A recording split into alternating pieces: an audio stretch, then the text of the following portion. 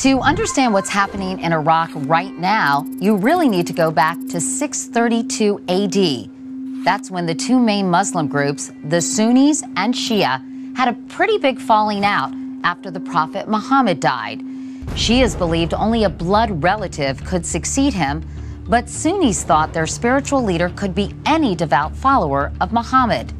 The modern struggle is about religion, politics, and boundaries.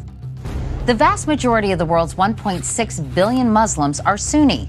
In countries like Egypt, Turkey, Saudi Arabia, Jordan, Syria, Qatar, and the United Arab Emirates. Shia Muslims are actually a tiny minority overall. In Iran and Iraq, Shias are in charge. But in Iraq, that wasn't always the case.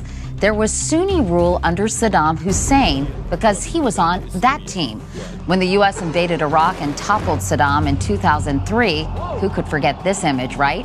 Sunnis were out of power, kicked out of the police force, and pretty much brushed aside by the new Shia government. The minority Sunnis were not happy.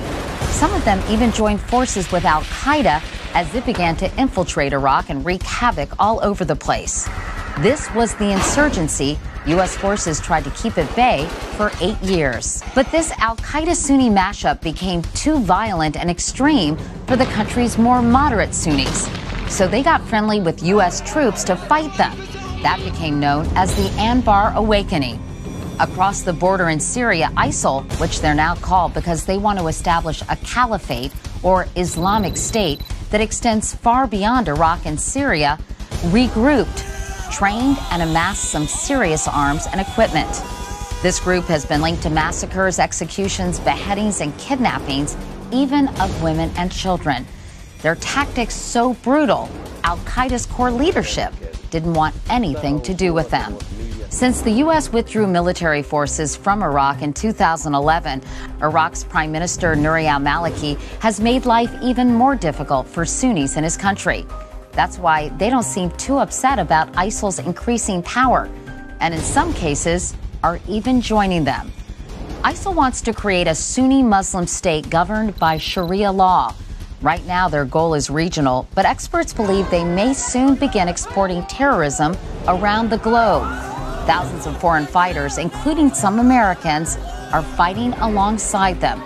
The group has taken over more than 20 cities so far, added $430 million to their war chest after robbing a bank in Mosul, and they've even attacked the country's largest oil refinery.